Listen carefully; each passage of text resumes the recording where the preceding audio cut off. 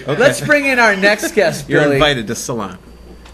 Shelley, what's your last name? Campbell. Shelley Campbell's in the house, everybody. Shelley, how are you? I'm wonderful. How are you? Is this your first Rogue? It is my Because first role. I've never met you before. You've never Where are you met from? me before. I am from San Rafael. Okay. But is this your first fringe?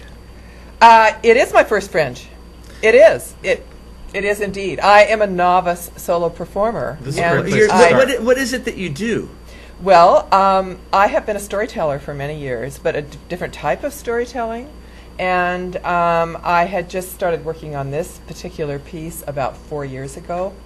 And I attended the Marsh in San Francisco, which is like a solo performer. It's actually supposed to be, the Marsh is supposed to be breeding ground for new performances, their little tagline. So anybody who has a story to tell and they want to learn how to do it, you can go to the Marsh in San Francisco.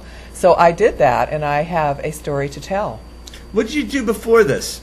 I've done so many different things. This is all comes out in the show. You will see what a remarkable journey I've had. I'm an old hippie. I was in the 60s. I lived in an ashram.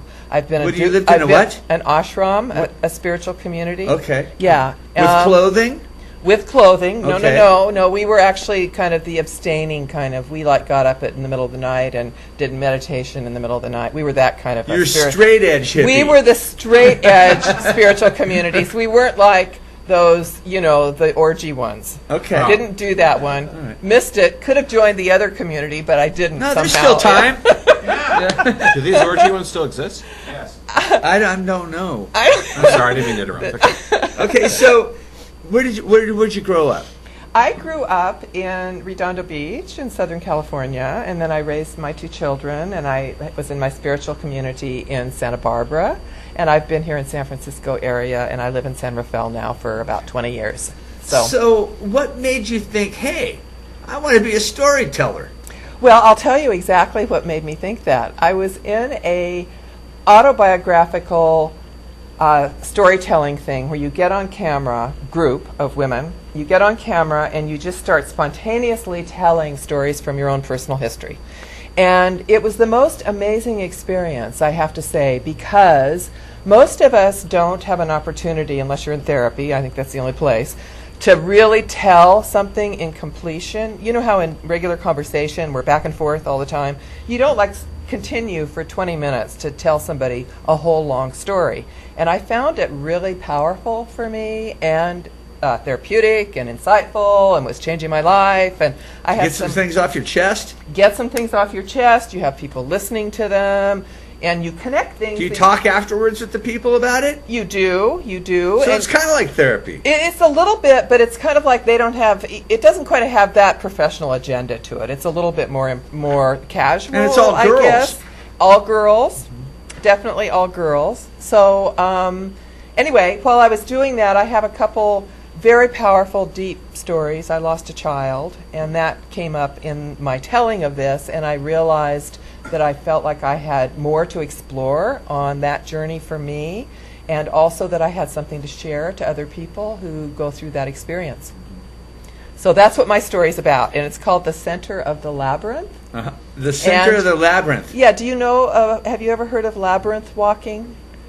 Yes, I have. You have, yes, okay. I've done some labyrinth walking. Okay. Yes. That was kind of my main tool. There's a beautiful, exquisite labyrinth at Grace Cathedral in San Francisco, which is like just the craftsmanship alone is so awesome. It's inlaid black and white stone in the back of Grace Cathedral, and you walk through it, and it's kind of a meditation practice, and it has all this symbolic value. So, like, you get lost in the labyrinth, and it's supposed to be just like life. You can't think your way.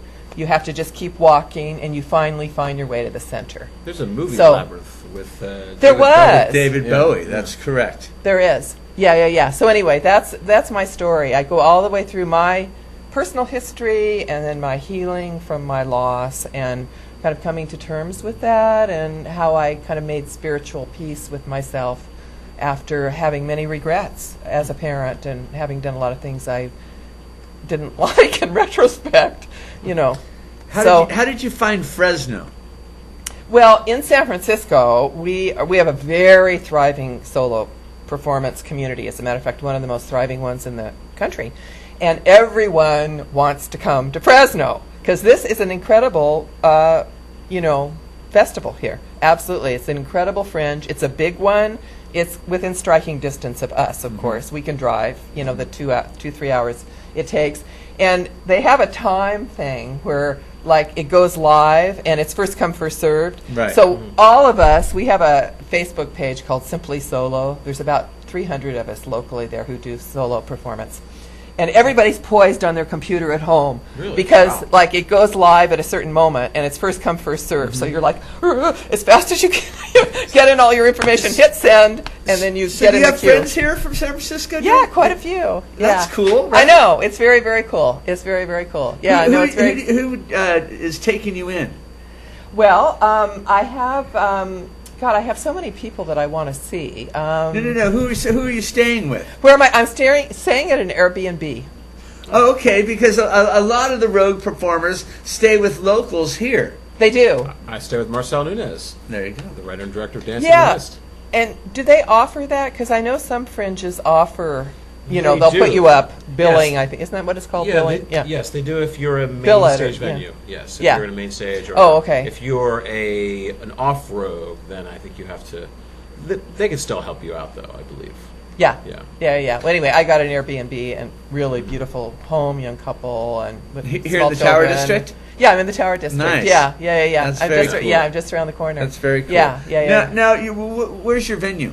My venue is the Voice Shop, Mm-hmm. and I'm going to be doing my piece 5 times tomorrow at 5:30 and 9.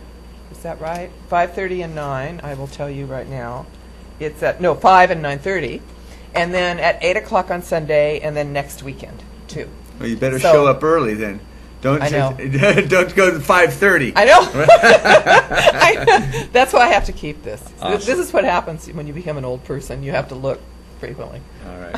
Well, I'm happy that you came by. Thank you very much. Just another rogue performer. I'm the Yeah, I'm a lucky come and guy. see- I look forward to those 10 Oh, days come every and year. see my show. I've got angels in it, and it's lots of black humor, and it's a very entertaining show. Sounds like an adult show, though.